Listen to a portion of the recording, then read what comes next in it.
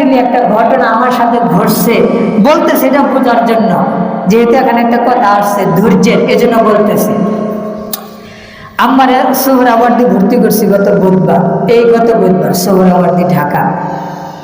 ওই দিনের ঘটনায়, বুধবারের ঘটনায়, আপনার আসরের আগে জোহরের পরে মার জন্য বাহির থেকে ভাত কিনে নিয়ে যাইতেছি, ভাত আর তরকারি কিনে নিয়ে যাইতেছি।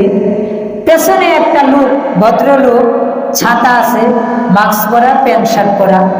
হঠাৎ করে পিছনে তো মানুষ, তার একজন দুইজন, অনেক মানুষ।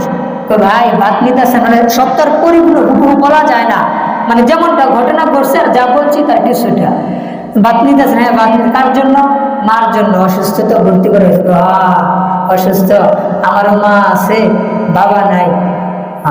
পরে বলতেছে আমি কিছু কিনে দিই আপনারে। আমার না না, আপনি কেন কিনে দিবেন, আমার তো সবাই আছে এখানে। না, কিছু কিনে দিই। মানে খুব ভালোবাসা দেখাইতেছে, উদারতা। স্বাভাবিক দেখাইতে পারে, এটা মানুষ আসলে দুনিয়াতে এরকম লোক, অথবা ভালোবাসা। আর হুজুর মানুষ দেখছে, ওলামায়ে কেরামের মধ্যে অনেক আছে এখনো ভালোবাসা, অনেক উদারতা দেখায়। পরে এক পর্যায়ে সে টাকা বের করছে, না আমি কিছু কিনা দিই, না কিছু টাকা দিই। আমার না ভাই, আমার কিচ্ছু লাগবে না, আমার সব আছে। একজন দিলেই তো আর নেওয়া যাবে না, মানুষ দিতেই পারে, দেওয়ার ইচ্ছা করতে পারে, তাই কি নেওয়া যাবে সবসময়? আমি নিতে চাইতেছি না। এক পর্যায়ে আমার ফার্মেসি আছে রাস্তার এই পারে, রাস্তার পূর্বে সোহরাওয়ার্দী, পশ্চিমে হলো পপুলার হসপিটাল, এদিকে ফার্মেসি আছে। তখন আমি বললাম ভাই, ডায়াবেটিস মাপার জন্য আমার একটা মেশিন কেনা দরকার, কেমন দাম করতে পারে প্রাইস? আপনি যায়েন, অসুবিধা নাই, দেখা যাবে না করে। আমি বললাম তাও একটা ধারণা দেন। না অসুবিধা না, আপনি যায়েন। আমি আর জিজ্ঞাসা করি নাই ফার্মেসির নামটা কি, ডাইরেক্ট বলছে আপনার নামটা কি? নাম বলছে মাহফুজ। একটু নাম্বারটা দেন, নাম্বারটা রেখা দিই। নাম্বারও দিছে, নাম্বার ভাই ফোন কিন্তু বন্ধ, চার্জ নেই। আমার মাথায় কিন্তু অন্য কোনো কিছু কাজ করতেছে না। আমি কিন্তু তাকে একজন সলিড এবং নির্ভেজাল ভালো মানুষ মনে করছি, সত্য কথা। ওই টাইম পর্যন্ত বিকল্প কোনো চিন্তা, তার প্রতি নেগেটিভ কোনো চিন্তা আমি করি নাই। এক পর্যায়ে আগাইতেছে, হসপিটাল আগাইতেছে, কথা বলতেছে, এক পর্যায়ে বলতেছে ভাই তাহলে কিছু নিবেনই না, এমন জাতীয় কথা। না ভাই নিব না, কিচ্ছু নিব না। এক পর্যায়ে আমার তাহলে আমার কিছু খাওয়ান, আপনি নিবেন না। উল্টা প্যাঁচ মারছে। আমি আচ্ছা কি খাবেন আপনি? আসেন সামনে যাই, ক্যান্টিন আছে হসপিটালে, ঠান্ডা খাওয়াই দিই। না না, মন বুঝলাম, কথাটা বুঝছেন, মন বুঝলাম। আমি বলছি না না, খাওয়াই আমি আপনারে, অসুবিধা নেই, আপনি খান। না ভাই কি করেন আপনি? আমি মাদ্রাসায় জব করি। আচ্ছা ঠিক আছে, তো খাবেন না, নিবেন না, আমার দিয়ে যান। ডাইরেক্টে কথা বলছে। আমি কি দিব আপনারে? কি কি আনছেন আপনি? টাকা কত আনছেন? আমি আনছি। আমি আর অন্য কথা বলতেছি না, ডাইরেক্ট বলতেছি আমি আনছি। তো কত আনছেন? ভাই আনছি তো, হসপিটালে রুগী নিয়ে গেলে তো স্বাভাবিক নিয়ে যায় মানুষ, আনছি আমি। এক পর্যায়ে আব্বা যে টাকাটা নিছে, ওই টাকাটা আমি বলি নাই, আমি নিজের যে টাকাটা নিছি 10,000 টাকা নিয়ে গেছি। মাদ্রাসার বেতন দিয়েছে আগের দিন, পরের ওই দিনে তো হসপিটালে পরের দিন 10,000 টাকা এই সাইডে, বাম সাইডে রাখছি, আর আব্বা যারা আছে ডান সাইডে রাখছে। তো আমার টাকার অ্যামাউন্টটা বলছি ভাই 10,000 আনছি।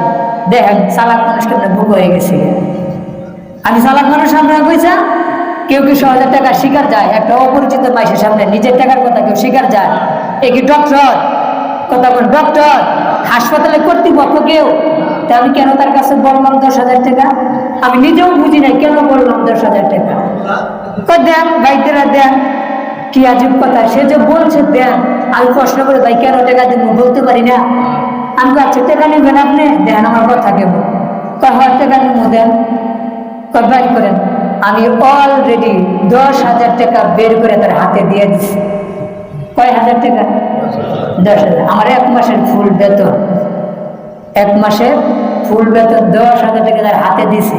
কথাই বাইকের জায়গা, আচ্ছা জানার সুবিধা নেই, আসলে দিয়ে দিছি, আমি দিয়ে দিলাম, এমন স্বাভাবিক বলছি।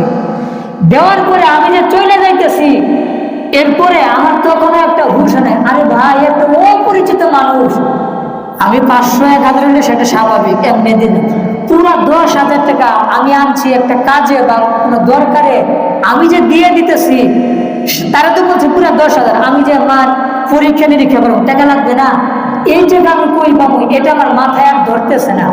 এর টাকা দিয়ে পুরা 4 তলায় তো পেশেন্ট, ওখানে চলে গেছি। যাওয়ার পরে আমার মাথায় একটা বাড়ি কিনে আমি কানে টেহা দিলাম 10,000 টাকা একটা অপরিচিত মানুষ।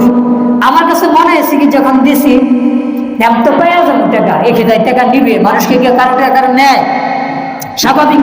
আপনি যদি বলেন ইমাম সাহেব হুজুর দেন টাকা, দিয়ে দিলাম, বাস্তবিক আসলে সাহেব নিবে, হয়তো বা ফিরাই দিবে।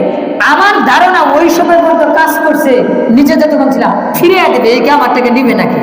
তেমনি এমনি বলতেছে, হয়তো বা মন বুঝতেছে। তো মন বুঝতে গিয়ে আর দিতে দিতে হয়তো আমি আবেগের কারণে উদারতা বেশি দেখাই থেকে এইটা হয়েছে। এখন যে শুনে কি হুজুর এখানে ডাল মে কুচ কালা হয়, এখানে অন্য কিছু আছে, আপনি যেটা মনে করতেছেন সেইটা না, ও এখানে এমন কিছু একটা কাজ করছে, আপনি দিতে তারা বাধ্য হয়েছেন। আপনার নিজের যেটা স্বাভাবিক আকল তখন আর কাজ করে নাই, মাথায় ধরে নাই। ওই যে আপনাকে টেকা দেওয়ার জন্য বের করছিল না, খাওয়াই নাই তো কিছু, আপনারা না কিছু খাওয়াই নাই, কারণ ওই টাকা বের করার মধ্যে একটা কাজ করছে। নয় কেউ টাকা দিবার চায় সাথে সাথে টাকা বের করে ফেলে, এত উদার মানুষ সহজে পাওয়া যায়? আপনারা যে টাকা দেখাইছে ওর মধ্যে হয়তো বা এমন কোনো কাজ করছে যার দ্বারা আপনার স্বাভাবিক যে একটা জ্ঞান, কমন সেন্স, এটা আপনি লোপ পাইয়া গেছে, আর কাজ করে নাই। যখন আপনি তার সামনে ছিলেন, বাস্তবিক ওর সামনে থেকে আমার কোনো সময় মনে হয় নাই এ বাটপা। যখন আমি 4 তারায় চলে গেছি তখন আমার জ্ঞান আসছে, কিরম কারে টাকা দিলাম, কি জন্য দিলাম, এইটার আমি নিমু কেমনে? যে নাম্বারটা দিছে আজ পর্যন্ত এই যে তখন যে ডায়াল করতেছি, বন্ধও করে না, খোলাও হয় না। বুঝাইতে পারলাম? বিকালে গিয়া রাস্তার এই সাইডে প্রত্যেকটা হসপিটালে জিগাইলাম এই নামের কেউ সেলসম্যান আছে কিনা, সবাই হুজুর নাই। এক বেটা করে আমরা সান্ত্বনা করি, ভাই আপনি ফলসে পড়ে গেছেন, এটা আর জীবনে আশা করেন না, হয়তো আপনার সাময়িক কষ্ট হবে কিন্তু আপনি ঠকেন নাই।